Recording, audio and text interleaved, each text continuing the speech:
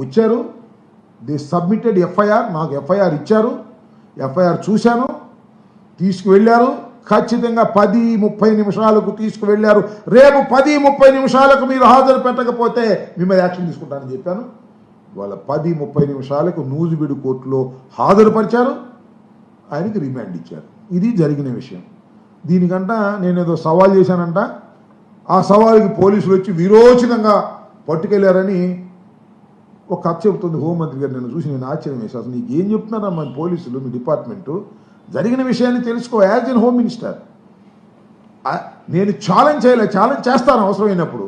నేను ఇన్ఫర్మేషన్ ఇచ్చా, మీరు అక్కడ ఇక్కడ పట్టుకెళ్ళి కొట్టాలని ప్రయత్నం చేస్తున్నారు, కస్టోడియల్ టార్చర్ చేయాలని ప్రయత్నం చేస్తున్నారు. ఇద్దరిని ఇప్పటికే చేశారు, రవీందర్ని అలాగే మన సుధారాన్ని మీరు చేశారు. మావాడిని కూడా అలా చేయాలని మీరు అనుకుంటున్నారు. మీరు ఇన్ఫర్మేషన్ ఇస్తే మీకు సరెండర్ చేస్తామని చెప్పాను. వాళ్ళు ఇన్ఫర్మేషన్ ఇచ్చారు, ఎఫ్ఐఆర్ కాగితం నాకు ఇచ్చారు. తీసుకెళ్ళి వాళ్ళు రేపు ఇవాళ 10:30కు నూజివీడి కోర్టులో పొడిచ్చేశారు. మా అడ్వకేట్స్ ఆర్గ్యూ చేశారు, అయినా కూడా రిమాండ్ ఇచ్చారు. That's legal process, will face in the court. ఇలాంటి పిచ్చి అబద్ధాలు చెప్తావేమో హోంమంత్రిగా ఉండవు, నాకు అర్థం కాలేదు. మీకు ఏంటి ఇలాంటి అబద్ధాలు చెప్తున్నారా? ఎవరు? మీ పోలీస్ డిపార్ట్మెంట్ ఇంటెలిజెన్సీ సరి చేసుకో, కరెక్ట్ ఇన్ఫర్మేషన్ తీసుకోమని కూడా ఈ సందర్భంగా నేను మనవి చేస్తున్నాను. మేము ఎట్టి పరిస్థితుల్లోనూ మా సోషల్ మీడియా కార్యకర్తలను మీరు వేధిస్తే భయపడే ప్రశ్న ఉండదని, ఖచ్చితంగా వాటన్నిటినీ కూడా ఎదుర్కొంటామని కూడా ఈ సందర్భంగా నేను చెప్పదలుచుకున్నాను. చంద్రబాబు లాంటి వ్యక్తులు, నీచ స్వభావం కలిగిన వ్యక్తులు, రాజకీయాల్లో పదవి కోసం ఏ కార్యక్రమానికైనా దిగజారేటటువంటి వ్యక్తి, ప్రజలను చీట్ చేసినటువంటి వ్యక్తి నారా చంద్రబాబు నాయుడు గారు జగన్మోహన్ రెడ్డి గారి లాంటి వ్యక్తిత్వం ఉన్నటువంటి మాజీ ముఖ్యమంత్రి మీద మాట్లాడేటటువంటి నైతిక అర్హత లేదు, గుర్తుపెట్టుకోమని మనవి చేస్తున్నా. జగన్మోహన్ రెడ్డి గారు చంద్రబాబులాగా చీటర్ కాదు, జగన్మోహన్ రెడ్డి గారు చంద్రబాబులాగా కన్నింగ్ కాదు, జగన్మోహన్ రెడ్డి గారు చంద్రబాబులాగా మహా అద్భుతమైన నటుడు కాదు. పవన్ కళ్యాణ్ గారు, ఎన్టీ రామారావు దాళ్ళు జీవించేస్తాడు ఈయన అంతే రాజకీయాల్లో. జగన్మోహన్ రెడ్డి గారు ఉన్నది ఉన్నట్టుగా మాట్లాడే మనిషి, వ్యక్తిత్వం ఉన్న మనిషి, దేనికి బెండుగానటువంటి మనిషి. కన్నింగ్ నేచర్ లేదు, ఉన్న మాట ఉన్నట్టుగా అంటాడు. ఎదుటివాడు బాధపడతాడేమో మాకు తెలియదు. చంద్రబాబు నాయుడు ఎలా కాదు, ఉన్నది లేనట్టు లేనిది ఉన్నట్టు అద్భుతంగా మాట్లాడి ప్రజల్ని మెప్పించడానికి ప్రయత్నం చేస్తాడు. దీర్ఘకాలంలో అది సాధ్యం కాదు. అలాంటి వ్యక్తిత్వం కలిగినటువంటి జగన్మోహన్ రెడ్డి గారిని నిత్యం విమర్శ చేసేటటువంటి కార్యక్రమం ఒక పక్కన పవన్ కళ్యాణ్ గారు, మరో పక్కన చంద్రబాబు నాయుడు గారు, వీళ్ళందరూ కలిసి కూటమిగా ఏర్పడి కుట్ర చేసి జగన్మోహన్ రెడ్డి గారి మీద అవాకులు చవాకులు పేలేటటువంటి ప్రయత్నం చేస్తున్నారు. ఆ రోజున రఘురామకృష్ణరాజు గారి చేత రచ్చబండ పెట్టించి నానాభూతులు తిట్టించినటువంటి వ్యక్తులు కూడా మీరే. ఇవాళ సోషల్ మీడియాలో మమ్మల్ని దూషిస్తున్నారు అని గగ్గోలు పెట్టి సోషల్ మీడియా కార్యకర్తల్ని తీసుకువెళ్ళి చిత్రహింసలు చేసి కస్టోడియన్ టార్చర్ చేస్తూ ఒక కేసు తర్వాత ఒక కేసు ఇలా ట్రాన్స్ఫర్లు చేసి వేధిస్తున్నారే. మీరు ఇవాళ మాట్లాడుతున్నారు ఈ మాటలు. ఏ మాటలు? రఘురామకృష్ణరాజు గారి కేసులో కస్టోడియన్ టార్చర్ లేదు అని సుప్రీంకోర్టు చెప్పిన తర్వాత ఇవాళ మీరు మాట్లాడేటువంటి ప్రయత్నం చేస్తున్నారు. నేనేమంటానంటే ఈరోజు బడ్జెట్ మీద దగ్గర 20 మందికి అవకాశాలు ఇచ్చారు స్పీకర్ గారు. 20 మందికి మాట్లాడారు. నిజంగా ఆయన ఎమ్మెల్యే కదా, ఆయనకు హక్కు ఉంది కదా. ఈరోజు మీరు వెళ్ళగలరు అసెంబ్లీ లోపలికండి, ఆ కాంపౌండ్ వరకే కదా.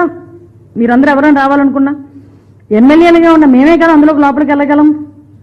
నేను చాలా సందర్భాల్లో చెప్పాను, సుమారుగా 5 కోట్ల మంది ప్రజల్లో 175 మందికి మాత్రమే అవకాశం ఇస్తాడు దేవుడు 5 సంవత్సరాలకు ఒకసారి. దానికి నీకు అవకాశం ఉండి రండి, అసెంబ్లీకి రండి, కూర్చొని మీకు ఏ సబ్జెక్ట్ మీద మాట్లాడాలనుకుంటే మాట్లాడండి. ఈరోజు 20 మంది సభ్యులకి ఇచ్చాము, మీరు ఒకరు మాకు ఎక్కువైపోతారా? లేదా మీరు 11 మంది మాకు ఎక్కువైపోతారా? రేపు ఇంకొక 40 మంది 50 మంది మాట్లాడండి వచ్చి. అంతే తప్పించి ఇంట్లో కూర్చొని విమర్శలు చేస్తాం, ఇంట్లో కూర్చొని వీడియోలు వేసుకుంటామంటే ఎలా అవుతుంది? నువ్వేమైనా అడగాలనుకుంటే రండి, అసెంబ్లీకి రండి, కూర్చోండి, మాట్లాడండి, సమాధానం అడగండి, చెప్తాం మేము. ఏ కోణంలో ఇస్తారో ఒకసారి మీరే ఆలోచన చెప్పండి. ఏ కోణంలో ఇస్తారు? ఇదే పెద్ద మనిషి లాస్ట్ ముఖ్యమంత్రిగా ఉండేటప్పుడు చంద్రబాబు నాయుడు గారిని బెదిరించారు. నువ్వు 23 మంది ఉన్నారు, అటు నుంచి ఒక 5 ఇటు లాగానంటే నీకు ప్రతిపక్ష హోదా కూడా ఉండదు అని. ఆ రోజు ఏ టైప్ లో మాట్లాడాడు ఆయన, ఏ లెక్కల ప్రకారం మాట్లాడాడు ఆయన, దానికి సమాధానం చెప్పమనండి, అప్పుడు దీని గురించి మాట్లాడతాం. ఇంకో విషయం ఏంటంటే మీరు మానవతా దృక్పథం అన్నారు, మాకు మానవతా దృక్పథం కాదు, యాజ్ పర్ రూల్ 2 బాబోయ్ అంటున్నాం. ఈ మధ్యనే మీకు అర్థమవుతుందో లేదో తెలియదు, నేను ఈ రోజే చూసా, రఘురామకృష్ణరాజు గారు కనుక డిప్యూటీ స్పీకర్ ఇచ్చి ఆల్రెడీ స్పీకర్ గా అయ్యన్ పాత్ర గారు ఉన్నారు, మళ్ళీ ఇప్పుడు రఘురామకృష్ణరాజు గారు కనుక డిప్యూటీ స్పీకర్ అయిన తర్వాత నిజంగా ప్రతిపక్ష హోదా ఇచ్చినా ఆయన అయితే అసెంబ్లీకి రాడు అని పందేలు కడుతున్నారు. ఎన్ని రూపాయలకో తెలుసా? 11 రూపాయలకి.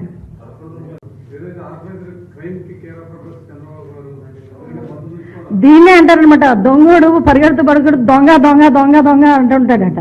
ఆయనే పెద్ద దొంగ, అందరిని చూసిన అందరినీ దొంగ దొంగ అని అడుగుతుంటాడు అనమాట. ఆర్గనైజ్డ్ క్రైమ్ లో ఎలా చేయాలి అన్నది సిద్ధహస్తుడు జగన్మోహన్ రెడ్డి, దానికి సోషల్ మీడియా క్రైమ్ ఎలా చేశాడన్నది ఇప్పుడు నేను చూపించా.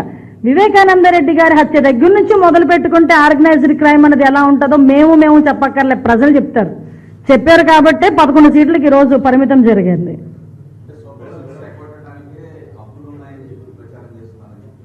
అంటే విషయం ఏంటంటే, ఆలోచన కలిగిన ప్రతి ఒక్కరు, ఆలోచించదగ్గ ప్రతి ఒక్కరికి ఈరోజు మన రాష్ట్రం తాలూకా ఆర్థిక పరిస్థితి ప్రతి ఒక్కరికి అర్థమైంది.